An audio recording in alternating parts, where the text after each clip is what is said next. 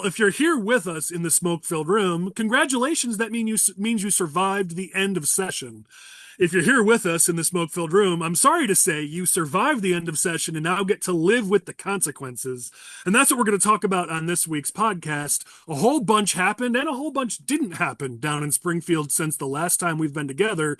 So let's jump into it. Let me do some introductions. We've got State Senator Seth Lewis from the 24th District, former state representative, also a small business owner. Seth, glad to have you.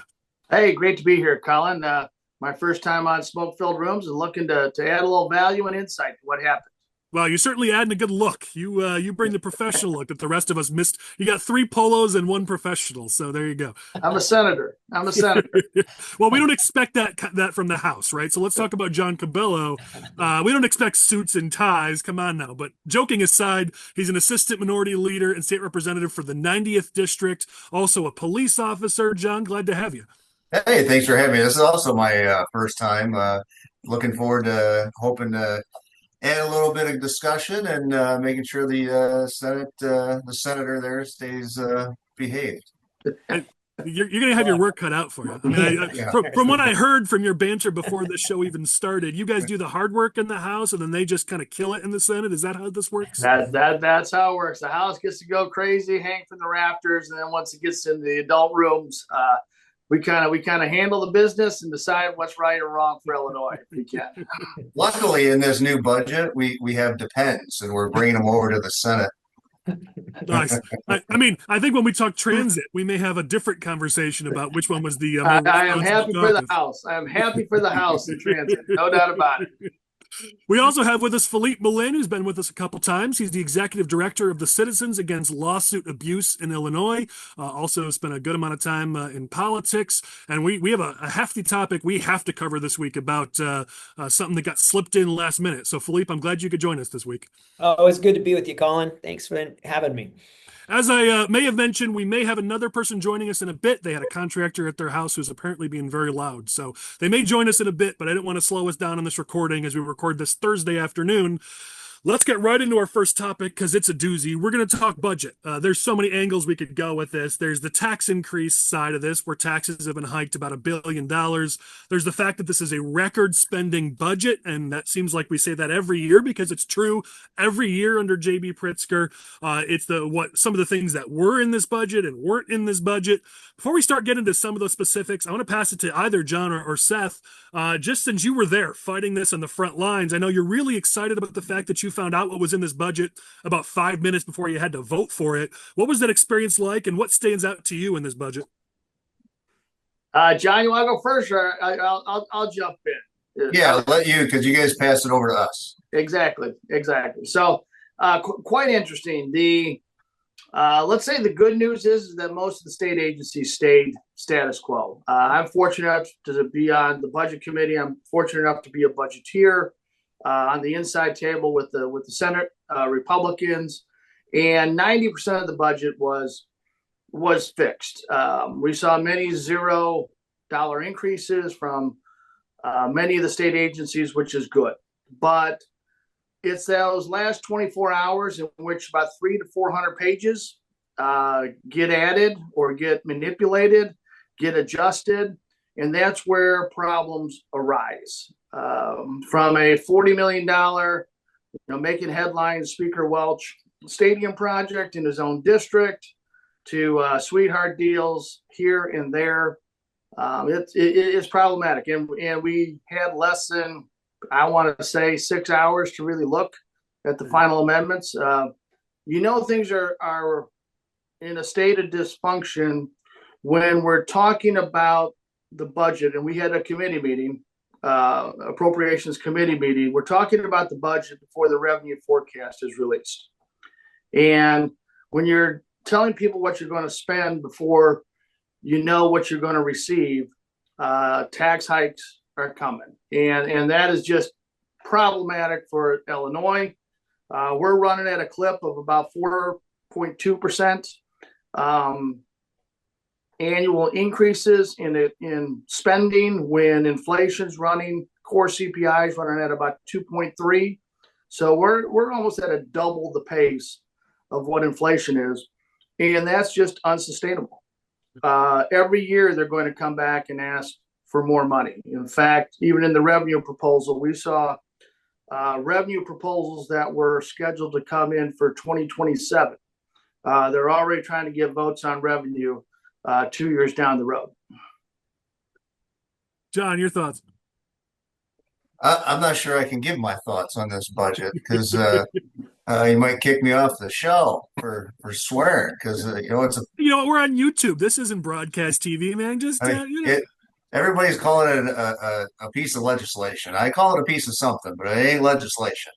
And I know you can fill in the blanks there. I mean, $55.2 billion. When I first came in 2012, it was somewhere right I think it was $34 billion. And we were complaining then. And what has it done since? It has just ballooned. And since Pritzker got into office, I think it's been up $19 billion. Yeah. From 38.5 billion to 53.2. I'll have Lane and Post bring up a graph that shows how it's been. It was flat, then Pritzker took office, and it just started to explode. I'll have Lane show that graph so people can see it. Even when adjusted for inflation, it's $6 billion higher than what inflation. Well, Seth, I had that on my list to talk about. Of course, you had those Pritzker defenders out there saying, if you account for inflation, it's not that much. First of all, look at that graph, and Lane will bring it up a second time. There was inflation even over those years where it was mostly flat for years until Pritzker came in. Right. Number one. And number two, why is this rule that government spending must increase at the rate, if not more, than inflation? Is government paying for eggs that I'm not aware of? Like, where is it that government has to grow their spending along with inflation? I missed that memo that's a requirement. Yeah. Well, that's because of the spending that they do and the constant overspending from what they're taking in.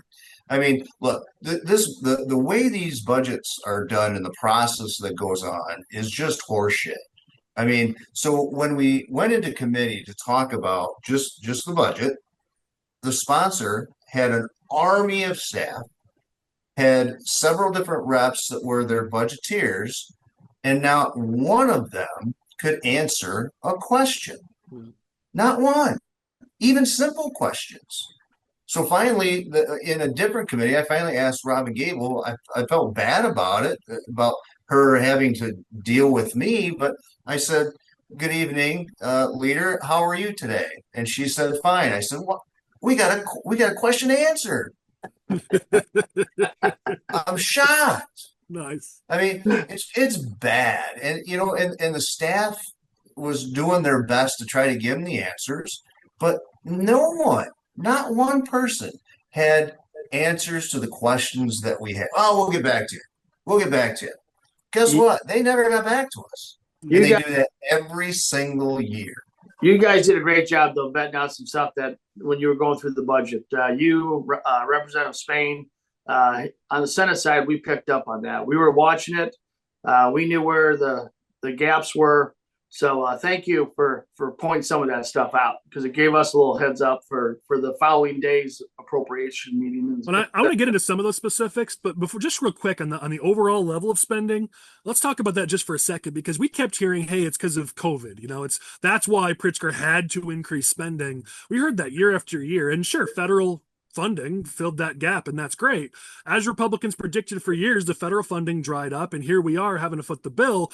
But what we don't understand, those of us Republicans, conservatives, we were told it's because of COVID. Okay, that's done now. So why isn't the budget going back down? How is it going even further up? If this was out of your control, JB Pritzker, if you had to do this because of COVID, then now that COVID is done, why isn't it going down? That's you can't have it both ways. They can. Their answer is Trump. Well, yeah. Trump. Everything is Trump's fault. And okay, Trump's not the one that gave us the pension holidays for how many years? Yep. Trump's not the one that made the state pay for illegal aliens free health care. The state, I mean, it's ridiculous. They're blaming everybody but themselves. They're tax and spend Democrats, and that's what they're doing. That's what they are. That's what they're doing. Their leader readily admitted they're tax and spend Democrats. Yep. Exactly. Chris Walsh said that. Well, and this has been their whole plan. I mean, they telegraphed this at the beginning of the year, saying that, oh, we're gonna try to find some way to basically blame all of our budget problems on Trump. And kudos to Patrick Finkston from the Illinois. When they tried that again with him when he was writing up his story, he pointed out the fact that the COGFA had said there'd be a $3.2 billion budget gap in November before Trump even took office. So you cannot blame this on Trump, though they continue to try. And of course, the more lazy members of the media just sort of copy paste what they say. But the reality is, Illinois has been heading towards this. Seth, John, and your colleagues, you guys have been warning about this for years. This isn't a new thing just because Trump happened to take office. You guys have been warning that we'd be here for a long time. Oh, it's easy to see when your state government is managed. It employs people, which I'm glad we do. But in those contracts, labor union contracts, wages are increasing anywhere from 3 to 4%. Those contracts are, in lasting 3 to 5 years. So when you have a state government that its budget is based upon 60% paying of wages as well as medical benefits, where those in the private sector have had to see those diminished, you're going to see a 3, 4, 5% hit on your budget when revenue is stagnant. And until we either renegotiate contracts, until we make government more efficient, until we start bringing in some principles of business to do better, this train is on autopilot, and Pritzker's done nothing to slow it down. Well, and there's specific instances. You mentioned that both caucuses were really good at calling out certain things that were being spent in this budget that you disagreed with, and I think anyone with common sense would disagree with. Let's talk about, pay raises for every constitutional officer. Someone posted on Twitter, congratulations, Stratton got a pay raise so she could go run for Senate and make a little extra money in the process. Every legislator got a pay raise thanks to Democrats. And this is, I think, the 7th time that Democrats have voted to hike legislator pay over the last 7 years. You've got pay raises for politicians, which kudos to the House Republicans. Amy Elick had a great quote about that, talking about how, if you're tired of politicians voting themselves a pay raise and then voting to raise your taxes to pay for it, you got to vote them out. This is what Democrats do over and over. And, I know Senator Ellman and others, are constantly putting out TV ads saying, I think when she ran, didn't she say she'd never vote for a pay raise for politicians? Now she's voted for it 7 times. This is what we see out of Democrats, is they claim to be fiscally responsible. Then when they go down to Springfield, they vote just like any other tax and spend Democrat. Well, and Collin and John, I don't know if you guys picked this up in the House, but the developmentally disabled community and what they did there is absolutely atrocious. The sleight of hand. They promoted an 80% or 80-cent wage increase for those who take care of the developmentally disabled. Very honorable. Guidehouse rate studies. Those people deserve to be paid probably even more. But you know how they paid for it? They didn't take a tax increase. They cut 630,000 hours of paid professionals who actually take care of the developmentally disabled. The appropriations amounts stayed level. It did not account for the wage increase, which you would think you'd see a higher appropriation. Nope. We're going to give people a wage increase by actually decreasing the amount of people on the payroll. And to a community where you cannot generate efficiencies. These people take care of those who are, you have to feed them, you have to bathe them, you have to help them, transport them. There are no efficiencies to be made when you have an individual taking care of people for their basic needs. It was atrocious. But isn't that just the Democrat way in Illinois? They get to go home and put out the mail pieces and do the TV ads about how they raise the pay for those who take care of the most vulnerable, even though it's a flat out lie. It's, as you said, a sleight of hand, but it's all about what they get to put on the next TV ad and the next mail piece. It's not about good public policy, right? Correct. We see this over and over. Just a couple other examples from the budget. I know this, I'm sure this has to drive you guys crazy, but every House Democrat, every Senate Democrat gets pork to spend money in their district on their constituents, but any Republican down there gets nothing. So apparently the people you guys represent don't get anything. What do you got there, John? This is the pork right here. All the Democrat stuff right here. That's pages I was talking about that get slid in 24 hours in advance. Yeah. Yep. Yeah. And I mean, some of that, I know you mentioned it, Seth, that you've got Speaker Welch throwing $40 million towards a school district in his district that he used to serve on, which even people left of center were like, that doesn't look super fair. You've got Speaker Welch getting an extra $2 million for his staff so he could hire more staff. You've got Garda-World, who Pritzker said would never get paid for the tent that they put up in Chicago. Now suddenly they're getting over $1 million, 1.3 million from taxpayers. And these are the kind of things that we would vet if we had more than 7 seconds to look at this budget. But there's absolute, and I know, John, you pointed to a bunch of things of wasteful spending that was in this budget. Yeah. I mean, it depends on how much time we have, but I mean, just think about it. All right, $40 million for welcoming centers again. Why do we need them? I think the border is now closed, but we're still going to put $40 million into welcoming centers. I mean, you got another 40 for taking care of the people once they come through those welcoming centers. You've got, I mean, I could go through any one of these pages and find a ton of money that doesn't go to one Republican district. And I bet you, and I'll go through it all, it'll come out to be $1.5 million for every House Democrat and $3 million for every Democrat senator. That's what it's going to come out to be. And the taxpayers that I'm honored to serve and represent get nothing. Seth's get nothing. It's absolutely crazy. We've got to find a way of making sure that we either they won't let us pass a law, but we need to look at if there's a possibility of a lawsuit that we can do, because our taxpayers are losing out. They're paying for all this shit and they get nothing for it. Yeah. Well, imagine the blowback if Republicans were in control and we did this, where I mean, imagine how the media would just descend on us and rip us apart if we were to pull this crap. And yet, year after year, Democrats do it, and barely a peep at this point from the media. Yeah. Yeah. I mean, you mentioned it, but let's talk about it. I mean, Seth, I know the Senate Republicans have done a great job pointing a spotlight at the spending on non-citizens, especially when it comes to free health care for non-citizens. And while there was some removed from this budget, there still is money spent towards health care for non-citizens while our own citizens are struggling.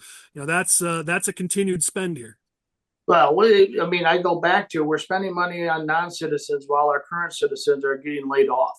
To individuals who are taking care of our most vulnerable, I should say, are being laid off.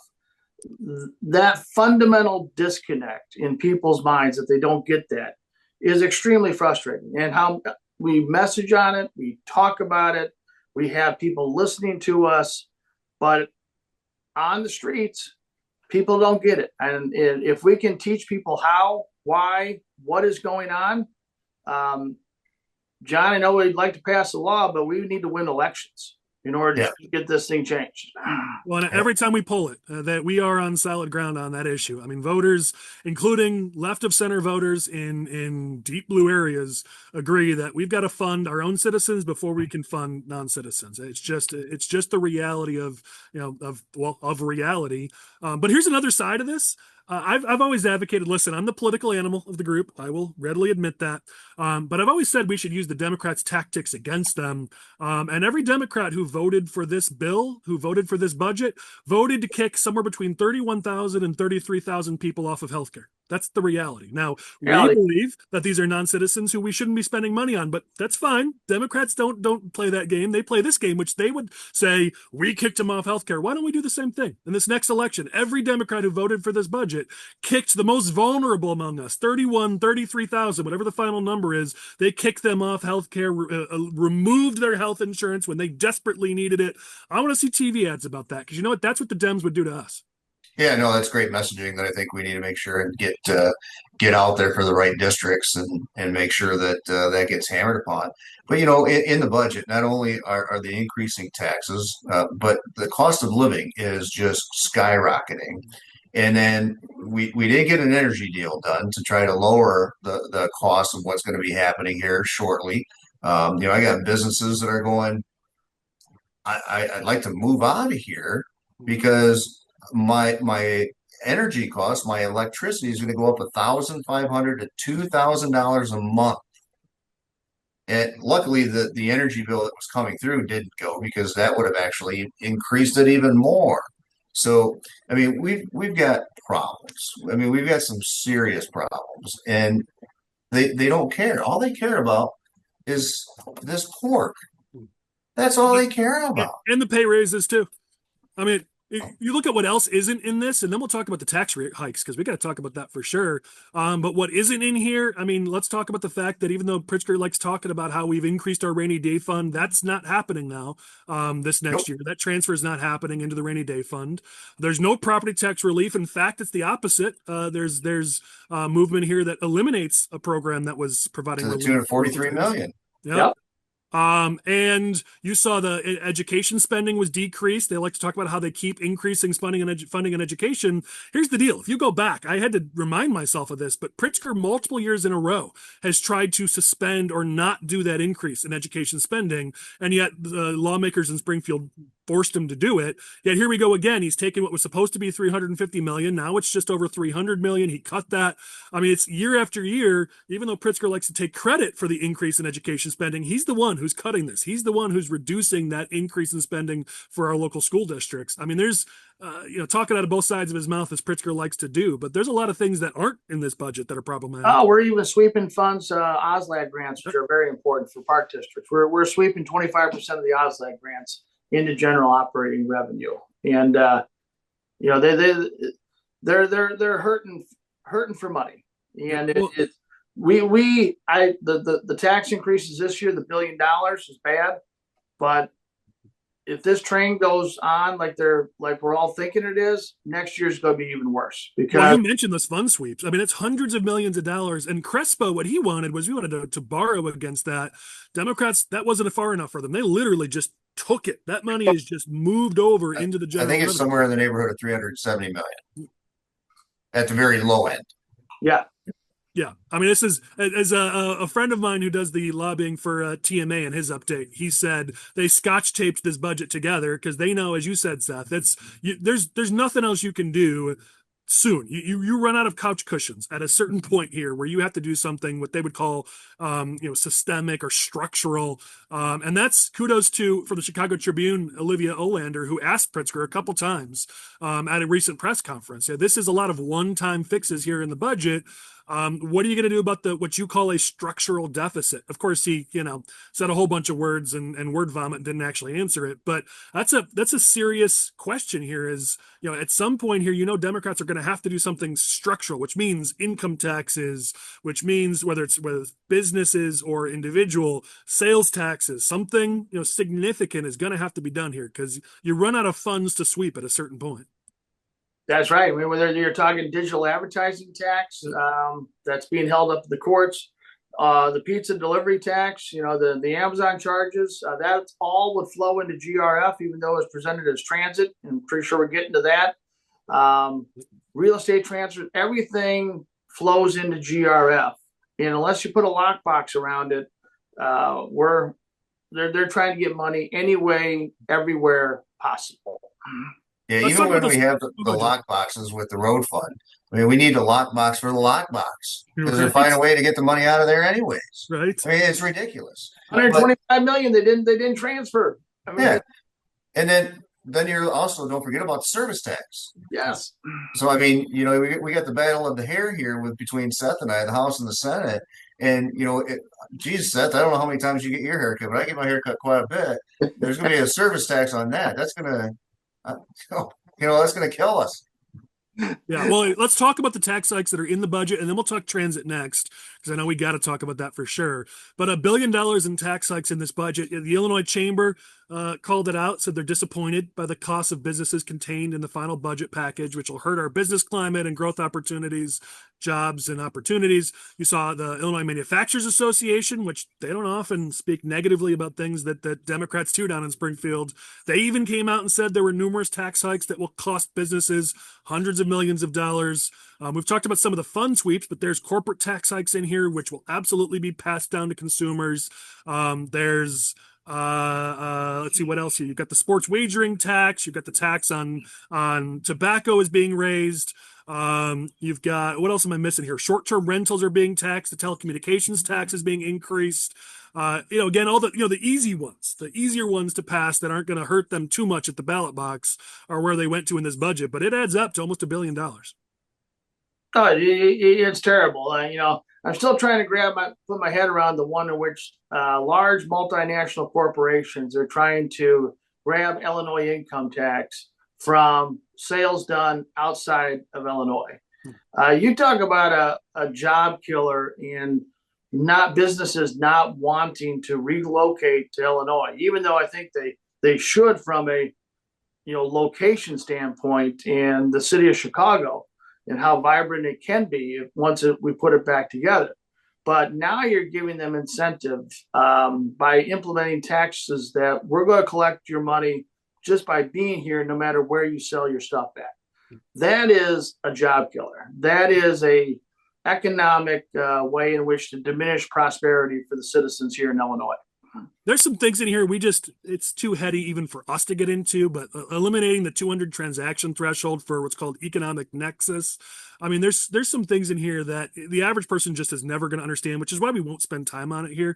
But there's definitely some pieces of this that are going to have huge impacts on businesses, anyone that does business in Illinois.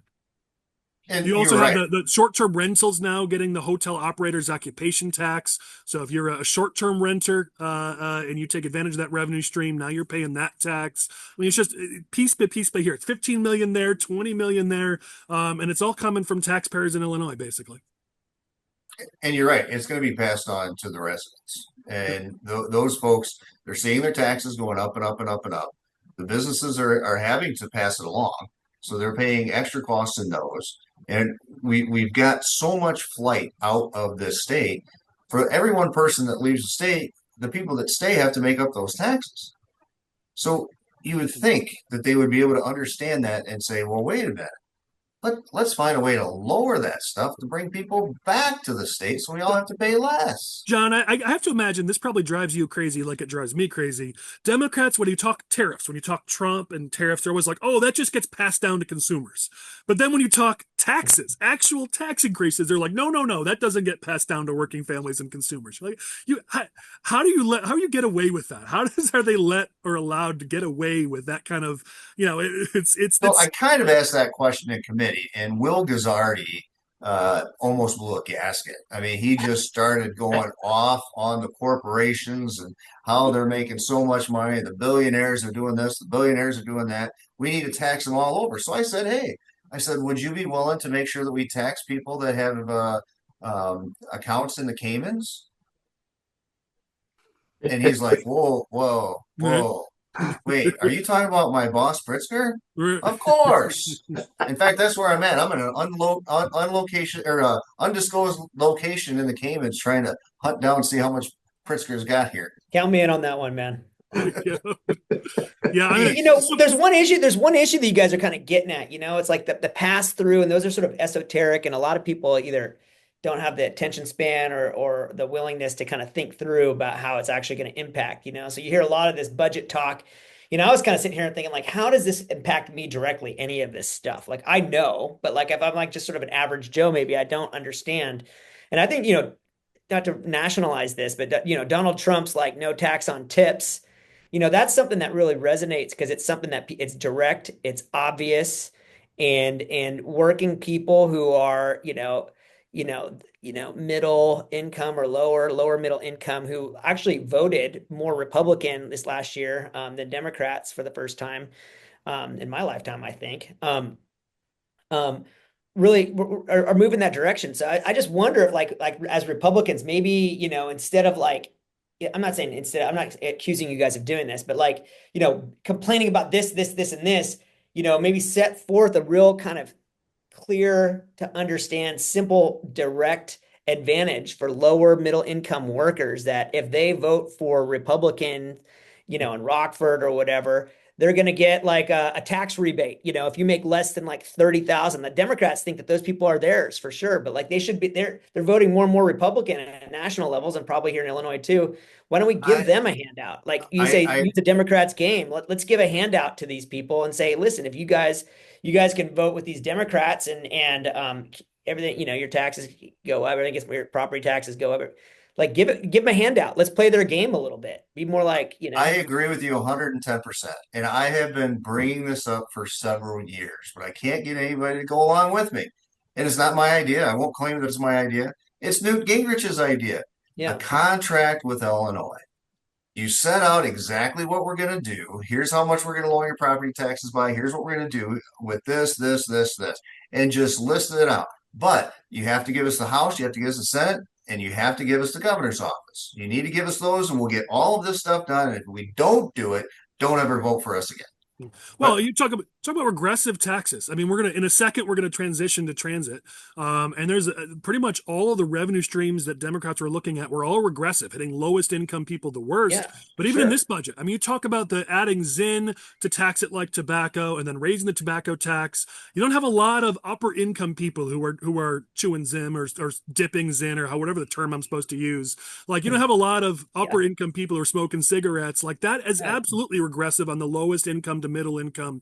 You look at raising wireless taxes. We are already the highest wireless taxes in the nation. This is going to raise it even further. Who is that hitting the worst? That's hitting your lowest income the worst. The people who that's a disproportionate amount of their income level is their cell phone bill. You don't see a lot of rich people complaining about their cell phone bill. Like these taxes they keep going to are hitting the lowest income people the worst. I mean, maybe you say those taxes on those who are betting on sports or doing wagering on sports betting, maybe those hit some middle income people too, but those are working families as well. I mean, every time the Democrats look to tax somebody, they claim they're looking to tax the rich, but they end up actually taxing the lowest income and the working families the most. Yeah, we need the Republican rebate. You've been stolen from the Democrats for decades now. Every year they're taking more and more. We're going to give the Republican rebate. If you $40,000 or less income, you get the Republican rebate. I don't know. Maybe I'm old school, Flavor. I believe in a hand up, not a handout.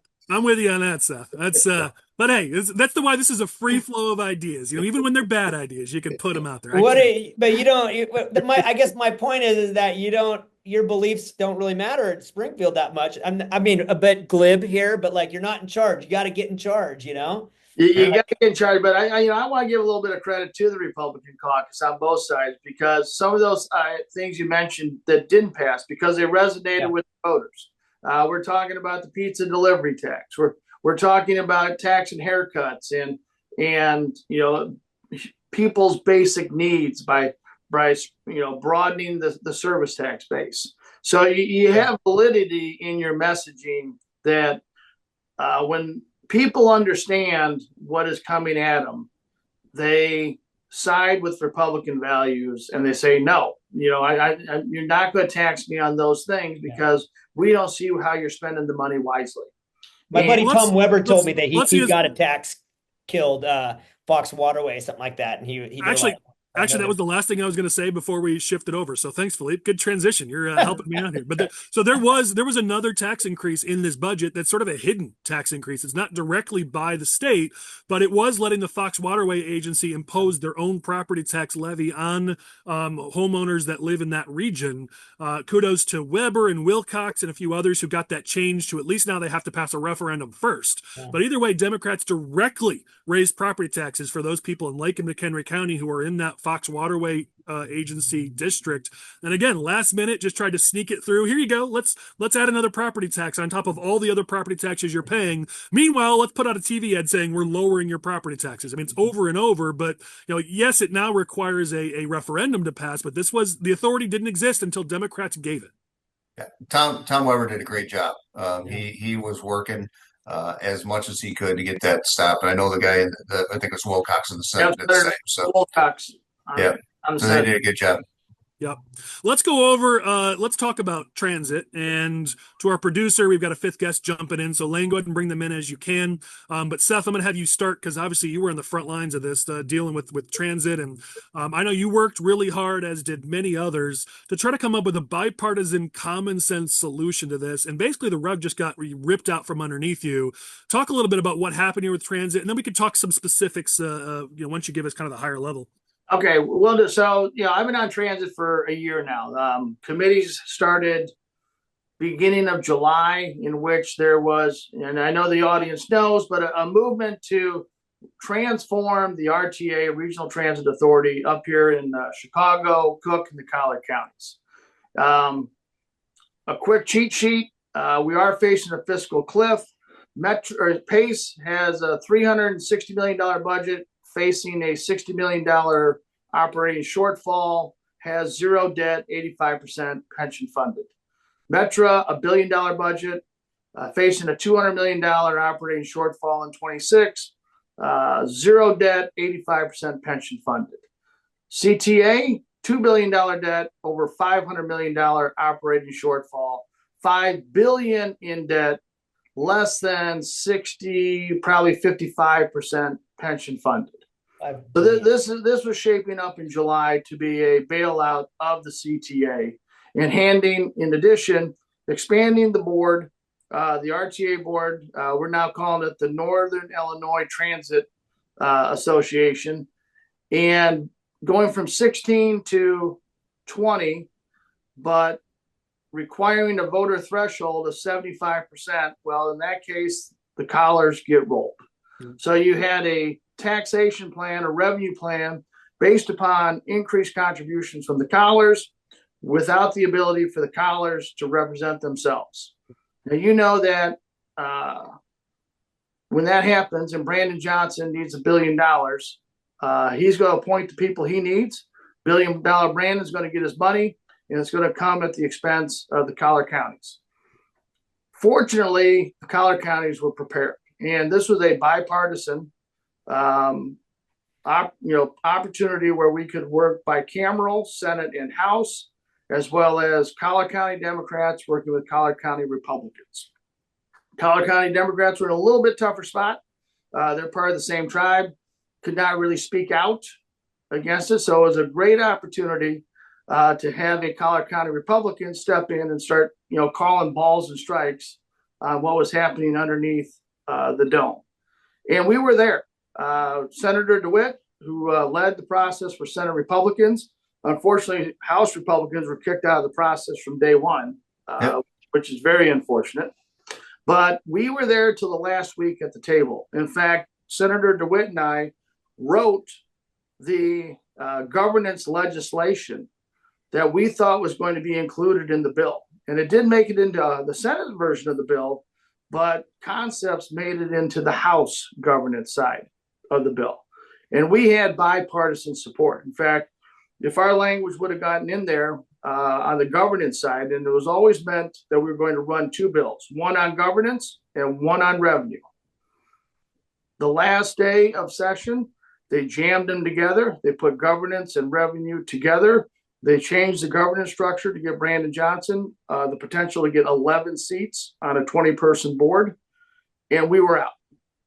We were shocked that it happened. We thought we were negotiating in good faith. And how it passed and got 32 votes on the board, I don't know. I did look at the roll call. I think there was a little arm twisting with leadership because every leader in the Senate caucus voted yes for it. But without that, without that pressure by, I'm guessing, Senate President Harmon, I don't know for sure. That thing probably would have died in the Senate. Well, and Seth, we covered last week. I dug through both those bills. It took me hours to get through all of it, but I dug through to find all the governance problems, and we detailed it on last week's episode about how it was ripping away what little power the suburbs had, especially over Metra and Pace. It really reduced suburban control over what are mostly regional transit systems. And what I didn't catch then, what was given to me since, is that not only that, but it would be the governor's appointment that would be the board president of this new NITA. And I didn't catch that last week. Every time you dig a little bit deeper, you see power grabs. I mean, the only people who came out ahead in this were Preckwinkle, Pritzker, and Brandon Johnson. If you live even suburban Cook County, let alone the suburbs, you got screwed in this bill. Thank God it didn't pass the House, but they're going back down to do this. So we should still be talking about this, which is why we're doing it today. Because Republicans, you got to keep talking about this because they're going to do something here. And if you don't want to see control handed to the people who are just gonna suck taxpayers dry in the suburbs, you got to step up. It is my number one issue for the balance of the year. And the short of it, just so I understand that they're going to try to tax and take resources from the suburbs to pay off the deficits. That's the funding side of it, Philippe, and we'll talk funding. That's the funding side, but the governance. 5 additional board members were added. The vote threshold was changed, and so basically, what it is right now with 15 board members, there's language in there that says not only do you have to reach a certain percentage of the board members to vote for things at the RTA, but it requires at least 2 votes or at least 1 vote from a suburban member. There's language constantly throughout the governance structure that makes sure that the suburbs are on board before something is done. All that got stripped out. Plus the board got expanded. I mean, there's just a lot done to the governance that puts more power in the hands of Pritzker, Preckwinkle, Johnson. Well, and Collin, and we were arguing, politics change, and we're on this show hoping that, we'll get Republican control or at least more influence. The governance structure that was posed by Senate Republicans, if you're going to have 4 appointing authorities, we wanted a 3/5 majority out of each of the 4 appointed authorities, being City of Chicago, Cook County, Governor's Office, and collar counties. Well, that sets up a structure in which if Republicans do gain control, collars do get control, you can't, jam something down the City of Chicago. It protects every entity in an equal way for the future. And we're not doing this to transform transit for 3 years. We talked about transforming transit for 30 years. And I think they were short-sighted in trying to do what they did. Well, Seth, you and Don DeWitt did an excellent job pushing on this. I know you're going to continue to do so. Real quick before we get into the tax implications, which all of us will have thoughts on. Obviously, they missed the deadline to get this done by the end of session, but it's got to happen at some point this year, right? I mean, obviously, we were told it had to be done by May 31st. Now they're saying, well, maybe September, October, maybe the end of the year. I mean, at some point in 2025, this is happening, right? It is knowing the deadline. So the transit agencies are on a annual budget cycle. So they start January 1 to December 31. They have to start presenting their budgets for the public transparency beginning of September. So we're going to start seeing the publicity about the cuts, the planning for the cuts. And the one consequential cut that we won't be able to recover from is if Metra cuts its train lines, they're giving them back to the freight companies. And freight rail is not going, when we get our act together, freight rail is not going to give those train slots back to Metra. If we cut pace, yes, that's a self-inflicted wound that you can recover from once you get the money. CTA, that's self-inflicted, and L trains you can recover from once you get the money.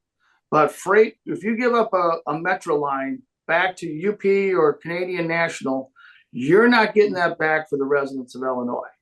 Seth, that's interesting. Forgive me, I don't remember what line this is or even what agency this is, but there's a current fight right now between one of those freight companies and one of our transit agencies just over a line and trying to figure out who gets what trains and who gets to run them on it. So I've not heard anyone talk about what you just mentioned, which is key. Yeah. No, and these are some of the inside the dome, under the weeds things, but that's why it's critical. The fiscal cliff for Metra, probably $100 million to keep those trains running. That's the true number that we will never be able to recover from. The 760, that's why they're not too, up in arms about it. But once the public starts hearing the transit cuts overall, we think the news is covering it now. Wait till you start seeing RTA hearings. And then we're predicting that there won't be a revenue vote here with the higher voter thresholds. But you can do something real quick the first week of January when voter thresholds go back from, supermajority down to 60-30. Yeah, and as for those who don't know, for the rest of the year now, you need a supermajority vote to pass anything down in Springfield, at least anything that's going to start immediately or start soon. Whether it's January 1, that clock resets. So we've got special sessions, veto sessions. Who knows what's going to happen, but it's chaos. Well, let's talk about the taxpayer impact of this. That's obviously the big goal for us as a show and as Republicans. It's about how is this going to impact taxpayers. There were bad ideas floated. There were bad ideas put into bills. I mean, pick whichever one you guys want to cover, but you've got the $1.50 surcharge on all deliveries. They tried to hide it as an environmental impact fee, but Philippe, to your point, this is absolutely regressive. I mean, the people who are getting these deliveries, you're talking about lower income, middle income, working families. This would hit them hard. They talked about toll increases, again, hitting working families hard. I mean, there's other bad ideas in here too we can talk about, but jump in, guys. Let's talk about how this is going to be, whacking taxpayers a lot in the suburbs, but some of these are statewide. I mean, some of these taxpayers statewide will have to pay for. I've been living my life with the delivery tax was statewide. The revenue package to pass the Senate totaled $1.6 billion. There was zero. It was proposed to go to transit. However, it goes to GRF. And for those inside baseball, when it's in the general revenue fund, the only ones who use can it for anything they want. Yep, they can go anywhere they want, and it's up to the governor, the president of the Senate, and the speaker of the House to start using those funds the way they want. They claimed $220 million was going to go to downstate transit. The fiscal cliff was $760 million. That puts you at about, I'm doing the math in my head, about $980 million. That leaves you $620 million left to play with. Yeah, I think if we have learned anything over the last, however many years, it is we don't trust these people anyway. Because their solutions are always more revenue and more spending. And I mean, you guys brought it up earlier. Look at the lockbox. Where'd the lockbox go on the gas tax? And so I have no faith that even if they said that part of this would go towards downstate transit or whatever, that in a year or two they wouldn't just pull the carpet out again. They have a history of doing that. It's why we can never make deals with these people, because then a year or two later, and guess what? The carpet's gone, and there's no money for downstate, no money for your districts. These people are totally shameless. Yeah, I'll argue a little bit. The lockbox is pretty good. That's why we're sitting on $6 billion in the road fund, and we were sweeping $200 million in interest alone off the road fund in order to fund public transit. We haven't shifted the last $125 million of the sales tax proportion, but when you do have mechanisms in place, you can conserve a lot of the money. We're just not getting that road fund out fast enough. Here's the problem though. So if we give them more money, what we're doing is rewarding bad behavior. True. And there has been bad behavior year after year after year. So I filed FOIAs with CTA, RTA, Metra, and we're just now starting to sift through some of this information. I can tell you that there are several employees making $233,000 just in overtime. John, Now, we actually we showed an advertisement on this was like a month ago, I think, maybe longer, on one of our episodes. We showed an advertisement from CTA where they promoted that. They said, come work for the CTA and we're going to get you a ton of overtime in addition to your salary. It's not that they hide it, they hid it. They were proud of the fact that they were blowing through millions and millions of dollars in overtime. they're not going to be so proud once the feds start poking into this, because there's no way that somebody could spend that could actually work that much overtime. And there's Fed money in there. So guess what? There's probably somebody cooking some books there, and we need to look into it. We need to make sure that the people that are doing that are held accountable.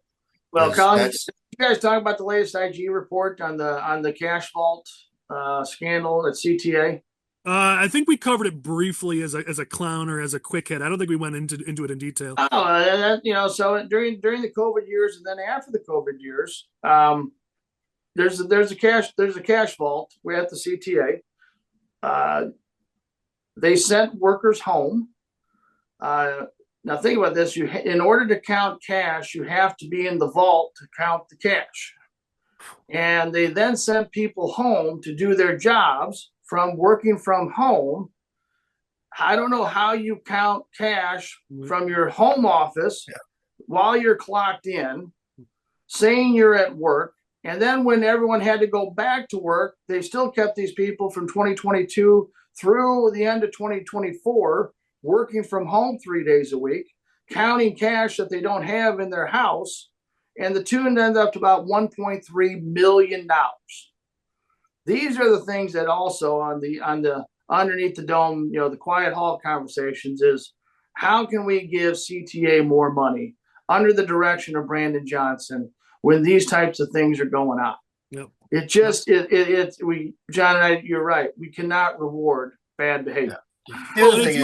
There's also this. I mean, Pritzker, got a ton of press about, no, I'm not going to accept any broad-based hikes on working families. And a couple of reporters, at least kudos to them, asked about it. Like, isn't that what this is? I mean, a delivery charge is a broad-based increase on working families, working people. And of course, his response as usual, and LG Sims too, the same deal, got the same question. And they're like, well, no, anybody who can afford this can afford the extra delivery fee. It's total BS. I mean, you see, it's working families who are the ones who are getting these deliveries. It's single mothers who are getting the grocery deliveries at their home, who need that. And now they're going to pay that extra charge. Every time you get an Amazon, you're paying for that. I mean, this is directly hitting those working families. Handicapped people. Democrats are like, no, it's not really. Well, and it's the nuance of it. And I hope people are paying attention to the nuance of the language. It's not Pritzker that was going to accept it. It was meant for transit. But people don't realize that this was a general revenue fund of which the governor has complete control over. And he gets his out by saying, I didn't want it. It had to fund transit. It's a transit tax, not a general revenue fund tax. But guess where all the money's going? Yeah, and I did an AI video that's still one of my favorites to this day. When we were doing songs, we stopped doing it because Chris hated it and whatever. But we used to do songs each week, and one of them was Pritzker saying it's not my fault. I mean, this is classic Pritzker. It's not my fault we had to raise taxes. It's Trump's fault. It's not my fault they raised taxes for transit. Springfield did that. I mean, Pritzker is the king of passing the buck. Everything's Rauner's fault or Trump's fault or somebody else's fault. So let me ask this: if you have a business and it's failing, do you expand what you're doing? Do you say, okay, you know what? What's going to save us is if we go out to Rockford. Right. Exactly. It's $370-some million just in track upgrades, and the freight's going to use it more than Metro. Well, let's talk about, you could talk about the Red Line expansion and how that's exploded to $5-6 billion as now the most expensive transit project in the world. It's now one of the top 3, I think, most expensive transit projects in the entire globe. And it's above ground. It's not a subway. It's not anything extra expensive or difficult. I mean, that's, again, bailing out CTA for their mismanagement. So I don't know. We've got to say no. And I apologize. I know this may hurt some of the folks towards suburbs, but some of this stuff just needs to start slowing down. We need to start subtracting what we're spending, and if there's going to be cuts, well, we're going to have to live with those for a while. Well, there's 2 key things in here I want to cover real quick before we close, because they're just, one's ridiculous. So Chicago Bars on Twitter is just an awesome Twitter account. You should follow it if you're on Twitter or X. But they found that this environmental impact fee, this $1.50, there's a line in the bill that does not allow retailers to show that charge on the receipt. So not only is this fee going to be charged everywhere, it's not allowed to be shown that you're paying that fee because of the state of Illinois. It just has to be rolled into all the rest of their costs. And Sean Morrison grabbed onto that, made a great post about how this is how Democrats always work.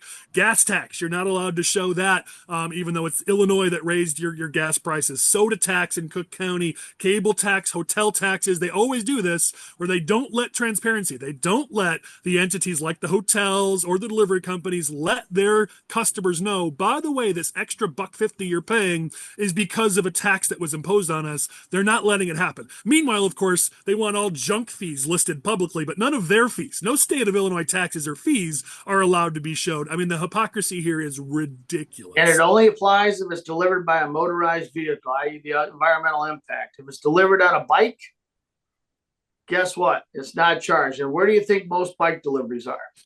There you go. I didn't know that either, Seth. Thanks for that. Last thing is just for the political animals. I was surprised at somebody who did vote for the transit bill, which is Mike Halpin.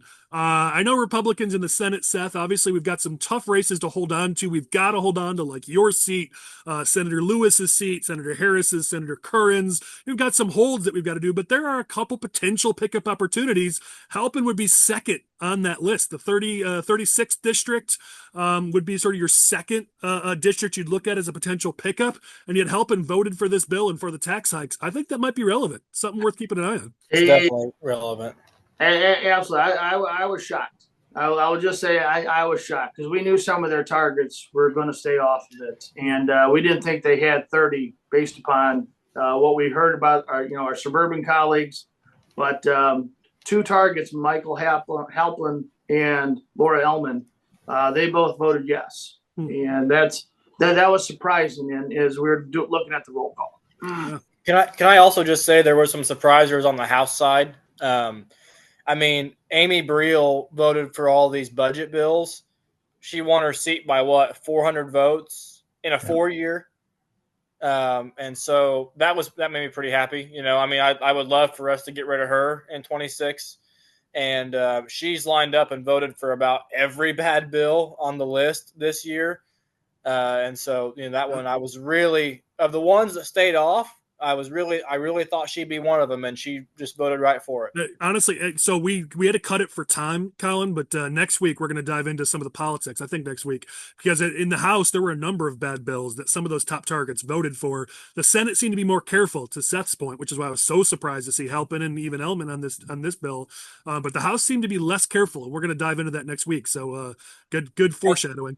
And they have to be a little bit upset, don't you think, that Villy Vollum called that bill, put them on the record for this thing, and didn't even move in the House. I mean, I think they'd be a little frustrated because by the time we get around, by the time we get around to the fall, with the House might be on the hook for it too, we're already going to be 3 months into petition season, or two or 3 months into petition season. It's going to be interesting to see what we do down there because there's going to be a reconciliation bill, and that's what they kept saying. We're going to be coming back during the summertime to deal with that. And then since they didn't take up transit, there's a lot of stuff that I think that will be thrown at us. But what's the timing? What's it going to be? Is it before petitions? Is it during petitions?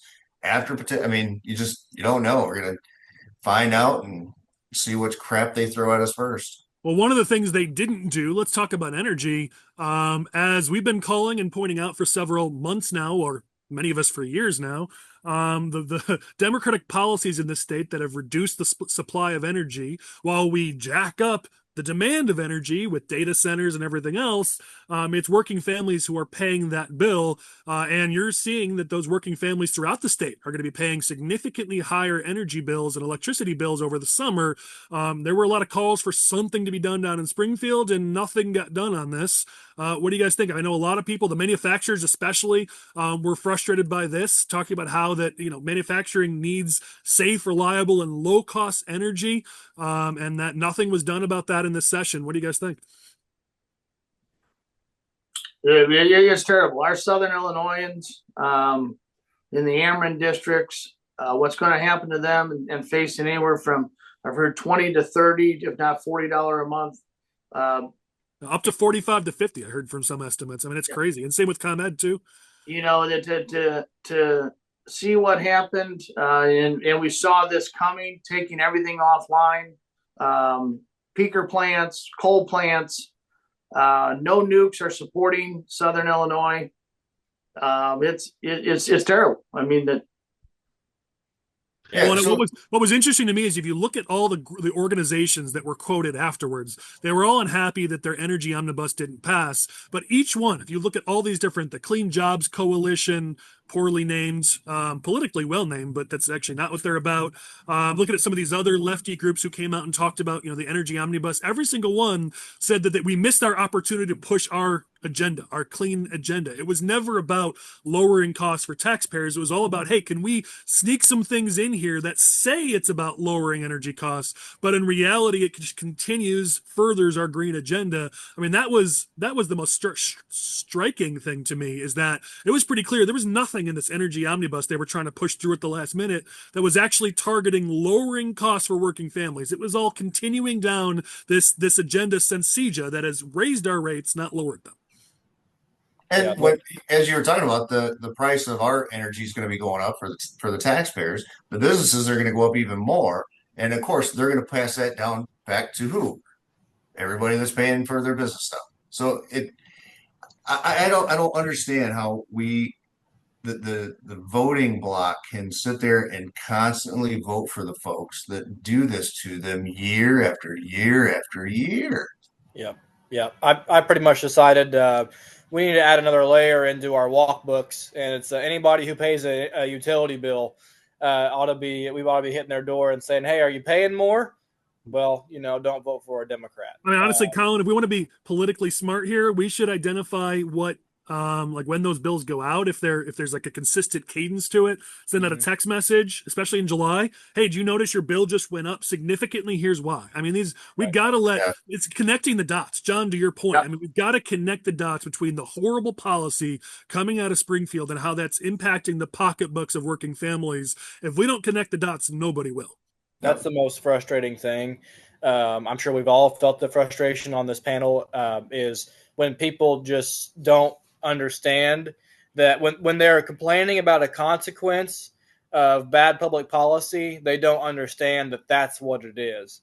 That's the most frustrating thing for me. And then it always sends me on a tangent. Oh, well, you want to know why it's this way? And then their eyes get big, but so we've got to make people make that connection on their own, that they're experiencing a consequence of poor public policy, and this because of the people they voted for. Yeah. Well, another topic here, Philippe. I know you've been patiently waiting for your chance here to really dive into your expertise. So I want to pass it over to you on this, which is a last minute gift essentially to the trial lawyers that frankly will have huge implications in Illinois. It got very little attention, and yet this is a big deal here. We don't have time to go into the nuts and bolts of exactly what this is, but if you could give us like a quick 20 seconds of what the heck this is, and then more importantly, how big of an impact this is going to have in Illinois. Well, the thing this is a bill that was slipped in here at the last minute, nobody through some sort of amendment process. But basically what this bill does is it creates jurisdiction for lawsuits in Illinois, regardless of whether the plaintiff or the defendant or the incident occurred in Illinois. So that's maybe a lot of gobbledygook, but the idea is that basically we're importing lawsuits into Illinois, but not to protect people in Illinois who might have been hurt by what is alleged. So basically, somebody's in Washington, they can sue in Illinois courts for something, even if they got hurt in Washington. And why does this matter? Illinois is in Cook County and Madison County downstate are consistently known as judicial hellholes, one of the top worst counties in the entire country. And so what's going on is we're trying to bring these lawsuits into these jurisdictions. So the plaintiff's attorneys think that they can more likely win on spurious facts and get nuclear verdicts. Yep. So the legislature, in their wisdom, not the gentleman here, I assume, but at large, have decided that they want to import lawsuits to protect out-of-state people. And who are they trying to benefit? There's nobody in Illinois is being benefited. The only people who are being benefited really that are relevant to us are multi-millionaire lawyers and their white shoe law firms who have little cottage industries and do it. So, so I guess your colleagues in Springfield are really excited that these millionaire lawyers are going to make 28 million versus 23 million this year because they can bring their lawsuits thing, but there's not one person in Illinois other than those guys who are benefiting. So I think it's really nice example to show that really what's going on in Springfield is not about the greater good. It's not about helping people. It's about giving benefits to the politically powerful. And in Illinois, one of those politically powerful people is the Illinois Trial Lawyers Association.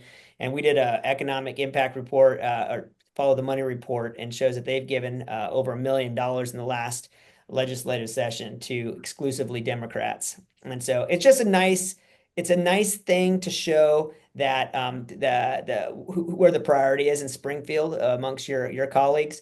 And just last thing I would say is why does this matter? It does matter. We have a report coming out on we're going to release it on Monday. It's called the Economic Impact Report. And we've hired economists, and they've calculated that everybody in Illinois basically pays through these indirect costs about $2,000 extra a year. We call it a tort tax because of lawsuit abuse in Illinois. And so it's a real big problem. We appreciate, Senator Lewis and Rep Cabello for their fighting on these issues. But it's really Philly, you had a couple other numbers in here that are just staggering that people need to know. 208,000 jobs lost. 24.1 billion in lost gross product. I mean, this has a significant impact in the state of Illinois. It's hard to understand, which is why nobody pays attention to it, but it's a huge deal. It's one of the reasons a sausage factory leaves Illinois and opens up in Kansas, because they know that they have less insurance that they have to pay and have less risk of getting sued. So might as well bring those jobs elsewhere. And a lot of those business groups, I mean, TMA, the Chamber, a number of business groups, a lot of them filed against this. But what I thought was notable, IMA is usually pretty favorable to Pritzker and the Democrats. They don't like to ruffle feathers down there. Even they came out hard against this. And they said it will expand liability for out-of-state businesses operating in Illinois and will make our courts a national magnet for toxic tort litigation. I mean, it's significant when all the business organizations and associations align on something, and they all came out hard on this. One additional just point. I don't know if you guys knew this or not, but Cook County is one of the least efficient courts jurisdictions. I mean, if you, God forbid, have a personal I live injury, here. I know it. yeah, and they can't manage their existing caseload. It takes too long. And so like, who's a victim of this new legislation that these Democrats in Springfield have passed? Well, somebody who's legitimately hurt, who may have got an injury or something like that, and they're trying to get their day in court. Well, they may have to wait already 3 years. Maybe it might be 5 years now as we start to import litigations into already burdened Cook County. So these guys are actually not just they're hurting the people that they claim to be supporting, and it's just so crystal clear, at least to me, that the last people that they care about are the people of Illinois, and really it's all about the special interests and people who are giving them more political power. Last thing I'll say on this, and then we can pass it to our other participants today. But a similar bill was passed in New York, and the Democratic governor of New York vetoed it and said, this can't happen here. This is not good for our state. I mean, that tells you how bad it is. And yet I'm sure Pritzker will just sign this because we're hoping that he maybe he's got ambitions or something like that. This would be along with vetoing that horrible budget, vetoing this piece of legislation would be a great signal, I think, to the country that maybe he has some promise of responsibility. But we'll see. I'm not optimistic, but we're hoping that he sees it in his best interest to veto this bill. Anybody else have thoughts on this? One thing I thought, Collin, you brought up the political impact, and again, I always like to look at the political impact. This bill had all different. It bounced around. It ended up where it ended up, but there were multiple versions. And on one of those versions, one of the sponsors was none other than Harry Benton, and lots of the top targets in Springfield supported this and voted for this, especially in the House. So there were a lot of vulnerable Democrats who put their names to this. And Harry Benton was one that was not surprising to me because I know he's pretends to be a moderate while he actually isn't. But I feel like this is something Harry Benton's going to have to answer for in his next election.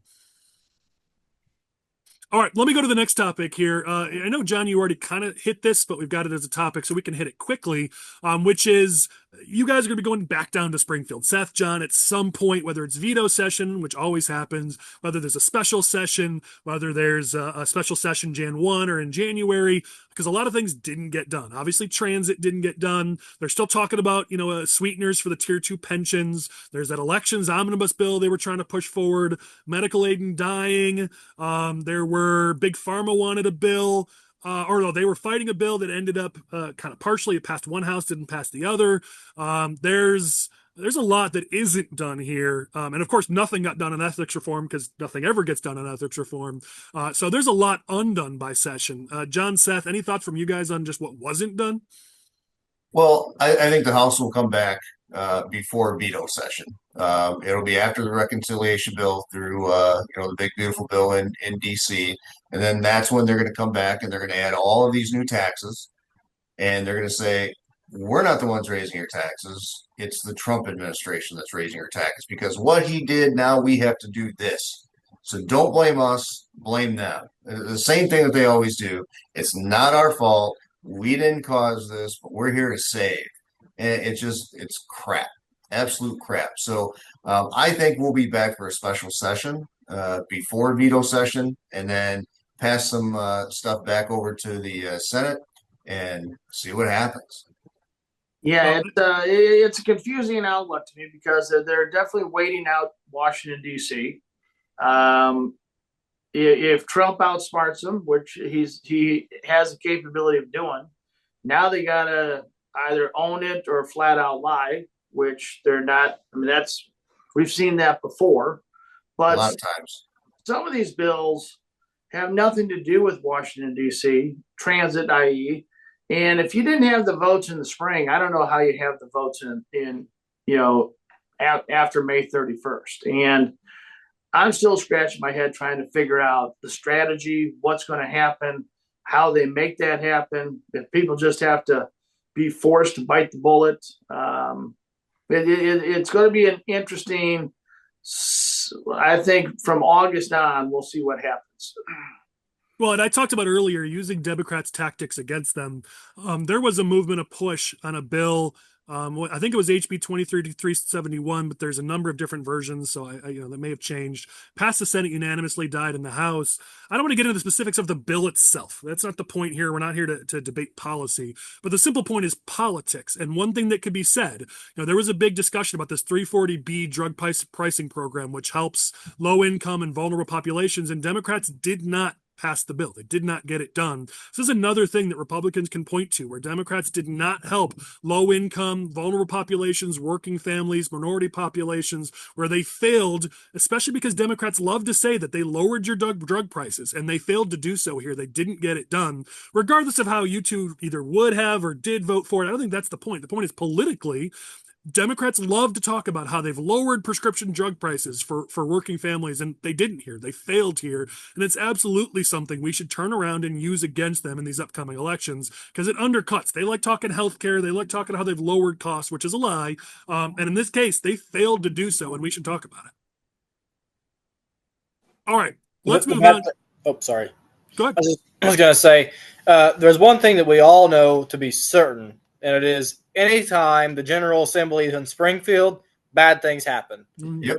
And so all we can do is be vigilant, to not grow weary, and to whatever bad choices they make, to John's point, they're going to blame other people, but we've got midterms coming up, and so they've got to answer for it.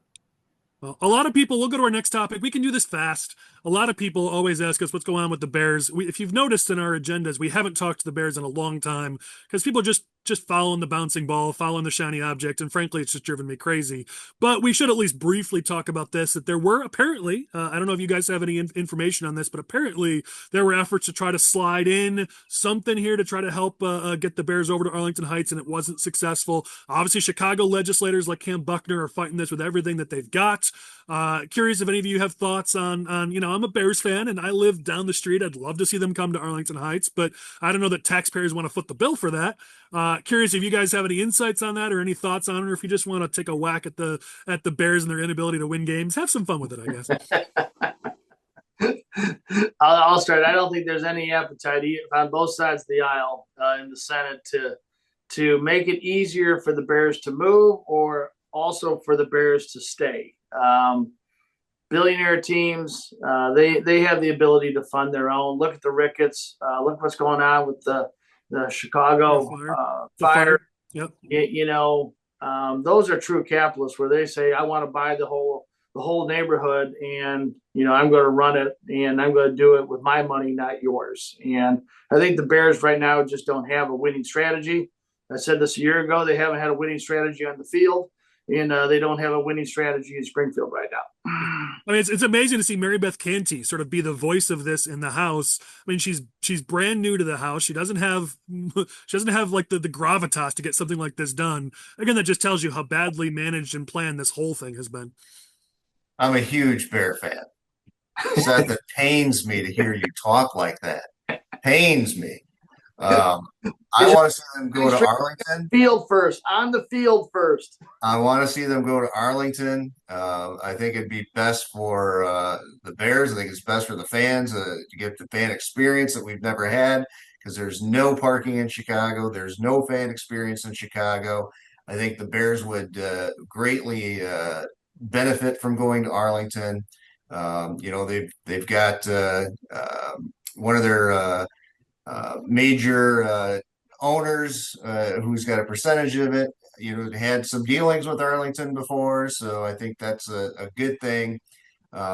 We had heard that once this first came up that the Bears were moving, we heard that there was a certain senator, I won't name his name, Walker, that got ginned up all of the school districts, that really put a stop to it before it even started. So the McCaskies are not billionaires. They have very limited liquid funds, so we can't put them in that billionaire realm with the others. So I would think that the state would need to help with the infrastructure around. That's true. And John, but I mean, there was a study that came out. I think the Bears ownership is like the second or third poorest of all the owners in all the NFL. So that lends credence to your point. And this would be an economic boom for the region. Listen, I think there's value to making this happen, but it's just been mishandled for a very long time here. And I think that's the frustration for many. Yep. No, I agree. But I mean, they're building a new stadium in Chicago there on the lakefront is not going to solve any of the problems that they have. There's still not going to be fan experience. There's still going to be 3 hours into the game, 4 hours out. There's, and it's going to be a year-round stadium, so the people that live there are going to have nightmares constantly. There's no way of building the road infrastructure sideways, so they're going to have to go up. Then that's going to block the lake view, which is going to kill the project in the first place. So, I mean, there's just so many issues. They can't go down. There's a lot of issues with building a new stadium on the lakefront as well. Yeah, they really screwed that field up whenever they redid it too. Whatever that, what was that, 20 years, 15 years ago? Putting the spaceship in the middle of the columns. I mean, it was the dumbest idea even in the moment. Everyone hated it even when they did it. Yeah. All right, let's move to our second to last section here. We always go through this decently quickly. This is your news you can use section. For those of our audience, we always try to equip you with some information, some bills, whatever it might be that you can use on social media in your fundraising, when you're going door to door. So we've got a few topics to equip you with this week. First thing here, our producer Lane's going to bring this up on screen for those who are watching. Illinois has the second highest corporate taxes in all of America for small businesses. As you can see on that screen, we're just slightly behind Minnesota, but otherwise highest in the whole country, higher than New York, California, Massachusetts. Pick your deep blue tax-loving states. Illinois is higher than every single one of them other than Minnesota. You wonder why. I mean, there's only so many give-outs you can give, tax give-outs you can give to businesses. At the end of the day, all businesses need help, and they're not getting it because they're not getting the handouts from Pritzker because, they don't have ties to his political operation. And that's the frustration, is the business environment in this state, whether it's because of tort issues or legal reform like Philippe brought up, or tax implications like John and Seth have been talking about. The business environment is awful, and here's one indication you can show visually just how bad it is in Illinois. I pause briefly in case anyone has thoughts. Yeah, well, no reason why there's absolutely no business that actually wants to do business here unless they're being subsidized by J.B. Pritzker's deal closing fund. Yeah, I mean, and every metric proves that we're losing people, we're losing jobs, which is why it's also still so comical that our budget continues to go the other direction. Anyway, you talk to anybody that has done business in Illinois that's left, there's no regrets, and their business is doing much better. No regrets. Yep. Philippe brought this up, and he was right. We're talking about it here. There's a packing plant in Kankakee County that is closing. It's a they produce meat for Johnsonville brats, which are my favorite brats, by the way. But they are closing, and they're moving some of those jobs to Wisconsin. They're moving production to Kansas, but they're moving it out of Illinois. So that's 300 jobs lost in Illinois. It's at least 100 jobs gained in Wisconsin. Another example of the business climate in the state and just how awful it is. Jobs are fleeing this state, which is frustrating for anybody who's left here paying the bills, let alone anybody. Those 300 families are now out of work and they're looking for something else. In a town like Moments, and I hope I said that right, but in Kankakee County, it's not like they've got dozens of potential new opportunities here. This is 300 families that are scrambling now because they found out overnight, hey, you don't have a job anymore. Look, you would think that the Democrats that control this state would wake up. When Caterpillar tells you that we are not ever going to build another manufacturing plant here in the state of Illinois, when you have Citadel Levy, you have all these other companies that are fleeing the state because of the policies that we have, you would think that they would be smart enough to wake up and say, oh, maybe we should reverse course on some of these things. No, they doubled down. So those 300 families that are going to sit there and say, what do we do now? I hope you don't vote for another freaking Democrat. Yeah, ask families in Rochelle who keep getting promised, or by Rockford up by you, John, who keep getting promised that the plant's coming back and we're going to have a parts distribution center and a battery plant. And oh, by the way, now that's not happening. It's just over and over. It's working families who are getting screwed. Yep, and they keep continuing to vote for Democrats. We've got to stop, change the way things are going by changing the people that are in office. Here's another one. I echo your message. I echo your message, John. Here's another one. This one's more just fun, but I can imagine not for those of us who live in the Chicagoland area, but for the rest of the state, the other 96 counties who can utilize anti-Chicago messaging in their messaging. Here's something you can use. Chicago, the city, is literally sinking. The fifth fastest sinking. I kid you not. It is physically sinking by a few millimeters every year.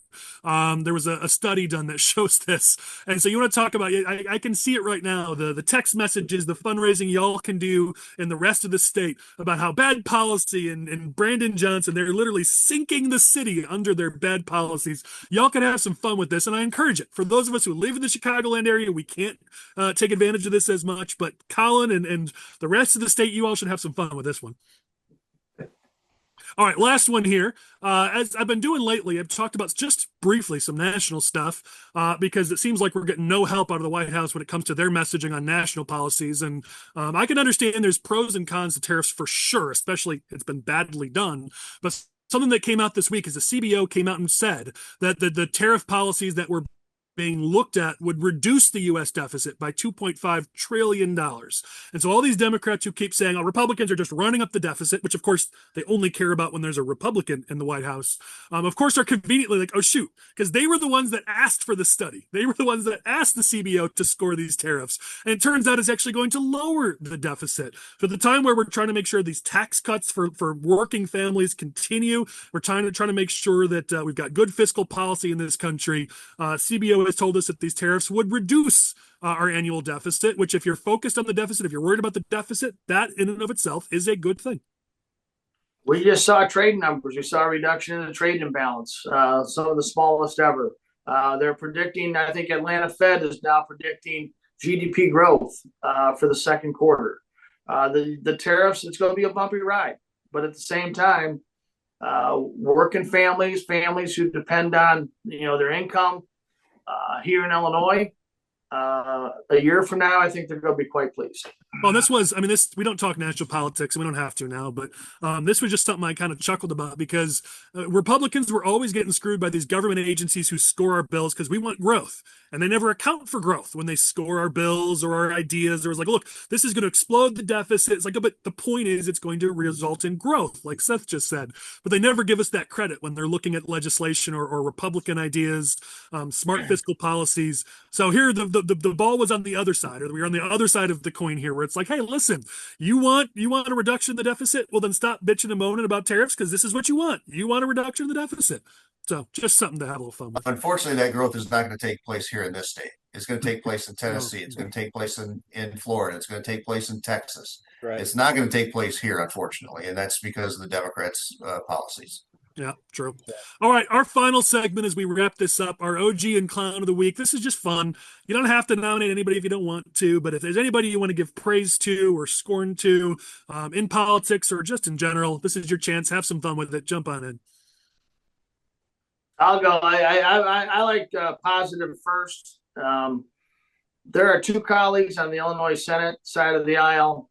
Senator Don DeWitt, who led our transportation efforts. He's a fellow budgeteer with me. Senator Chapin Rose, who was the lead on our budgeteer team that I'm a part of. Those guys did a great job. You may not feel it here as Illinois residents, but what they stopped, the conversations that happened in smaller rooms on smaller tables, it could have been a heck of a lot worse. So those two guys leveraging their 30 plus years of experience together in the GA did some great work. Chapin had that video that went a bit viral, calling some of this stuff out. So yeah, I'd echo you on that. Both great legislators. Who else has thoughts? Chapin's video was really good. I would say that my OG of the week, man, tell you what, it was a crazy few days and people did lots of good stuff. Senator Chesney, I thought, gave a really impactful speech also on the Amazon tax, basically talking about, is there anybody in here who's never had a delivery, and I thought he did a really good job. And I also will say that I think that Patrick Windhorst, who is a statesman, did a nice job. I know it's really hard in those hours being the floor leader because you're trying to constantly manage everything and get people where they're supposed to be and make your comments and know what's going on. And Patrick does a nice job of leading things on the House floor. Great ads. I would have to say that our caucus together, the Republican caucus in the House did an excellent job of trying to keep everybody informed as to what they heard, what was going on. We need a lot more of that throughout the state. If we're going to pick up seats, we need to all stand together, work together, and we can have those fights later that people want to have behind closed doors. But we've got to make sure that we're all on all cylinders, working together, trying to pick up seats. Well, and I think if anything, this last week is a great reminder to all of us that yes, we have our squabbles, we have our differences, we have our fights within the family, but it reminds you who the real enemy is. I mean, at the end of the day, we may not love each other as Republicans or conservatives or whatever it is you want to call yourself, but it's a reminder of who the real problem is in this state for sure. Yep. I would just say, I got one last one here. It's a little bit of self-congratulatory. So, judge me if you want to. But a couple years ago, a couple buddies of mine, we live in Lake Forest. So we were just really frustrated with the kind of the messaging we were coming out of our local school districts. They're telling us everything was just great, but as we started looking at the data and understand what was really going on, it just wasn't great. We were having some of the lowest academic performances. Spending was going out of control with huge referendums. There's a lot of things we're not happy. So we've been at it for 2 years and we just put together an impact report to kind of measure ourselves on our 4 pillars. We don't go into the social issues. We talk more about kind of the bread and butter stuff, academics, transparency, fiscal responsibility, safety. And we just had some great phenomenals. Our school districts were some of the deepest slides on the North Shore in the 2 years preceding. And since we've come in around, they've had the steepest increases in the North Shore. We've helped identify and remove 5 adults who are acting inappropriately, having inappropriate conversations with kids in their school districts. They've been named and removed from the school. We haven't had too much success on the spending, although we're starting to make some progress and got some fiscal responsible people in the school boards. And so anyway, we've had some real success. And the reason I bring this up is not only just to pat myself on the back, but also to just really encourage people out there who are listening. I'm sure there's the people watching this podcast are the people who can make a difference in their local communities. And we don't only have to look at Springfield to make this state better. We can improve our local governments through responsible, disciplined oversight. So that's kind of what I wanted to say. Great message, Philippe. Thanks. I got an OG too before we get into the clowns. I'm excited about this. It just broke this afternoon, Thursday, as we record this, that Jerry Reinsdorf has finally got a path ahead that he's going to sell the White Sox. I mean, it's going to be a long path, it seems. It won't happen before 2029, maybe even 2034. But Which high school do they play for? what's that?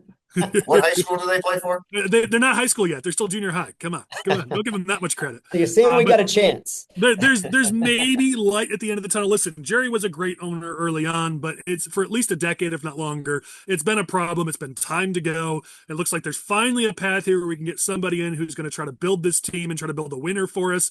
Maybe even in Chicago rather than dumping it on Nashville and sending the team over there.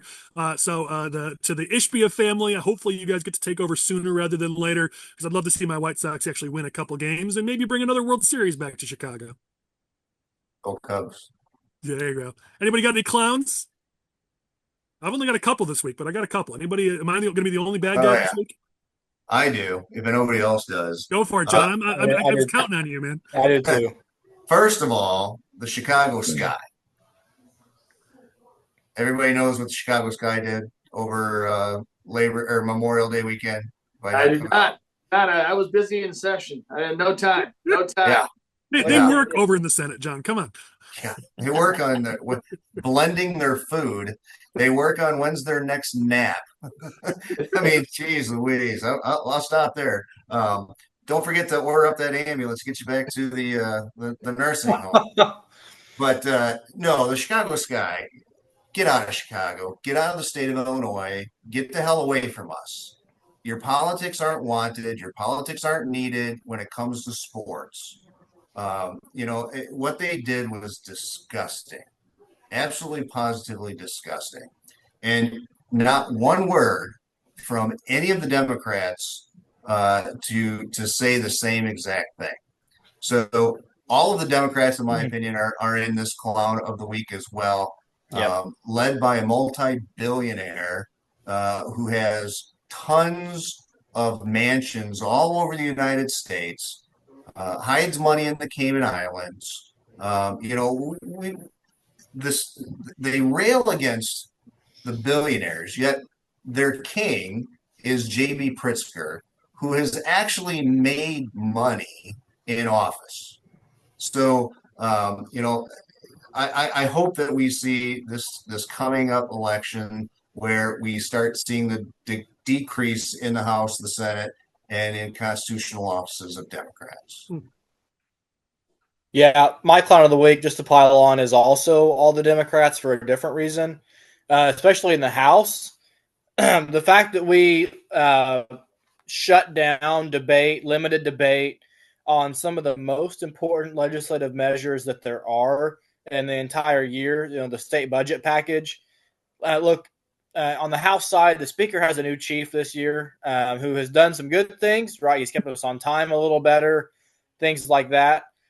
But I'll tell you what, those last 48 hours or so, just people weren't getting called on. We're cutting people off. They're breaking deals with, for speaker arrangements and things like that. It was just, honestly, it was disgusting how much they tried to just simply silence any other opinion that wasn't their own on the House floor in the budget package. It's just despicable. Yeah, that's fair. I have one individual, and Seth, I hope I don't get in trouble for this, but I got to hit Don Harmon for this. It's this lack of ethics legislation, but more importantly, this election omnibus. We see this every time they're down in session. There's another election omnibus in the odd numbered years. They're going to help Democrats in some way. We got Don Harmon, who's facing a $6.1 million fine from the State Board of Elections, and he tried to sneak into the election omnibus language that would save him from that fine because he just went against what the State Board of Elections told him he wasn't allowed to do in his fundraising. Even Democrat favorable blogs were like, this is sketchy, man. It was sleazy. And it wasn't just that. That same bill also would have allowed the lieutenant governor to fundraise during session days down in Springfield. I mean, it's just every time we see this, every odd numbered session down there's some sort of elections bill that always is to help Democrats, whether it's to win more elections or in this case, to help specific Democrats and with either their problems or with their ambitions. I was just sick. I'm glad it didn't go anywhere, but still the fact that they tried was clown of the week worthy for sure. Can you believe on the heels of all this Madigan stuff, that they were he's going to be literally sentenced in like what, next week or so, and they're doing this crap. Yes, they were literally trying to run a bill that was so obviously to carve out statutory exemptions for their people to run for office and raise money while doing it. It was just crazy. Yeah, we see it all the time. My last one, we can be quick on this one, but Joe Walsh has got to be in here. He's officially joined the Democratic Party, and I say good riddance. It's about damn time. This is almost just an excuse for me to tell a story because Joe Walsh, I mean, we've all moved on from him, but I got to tell this story. I think I've told it before, but I need it to be on the record so people know who Joe Walsh is. When he ran for Congress the first time, we went out for breakfast. He and his political advisor, who's left Joe a long time ago, and Joe literally said this to me. He said, "Collin, what do I need to be to win this election against Melissa Bean? Do I need to be more Tea Party? Do I need to be more moderate? Whatever I need to be, I can be. So just tell me, should I go more conservative? Should I go more moderate? Because I want to win this race." That's who Joe Walsh is. He's been that way since 2009, if not before.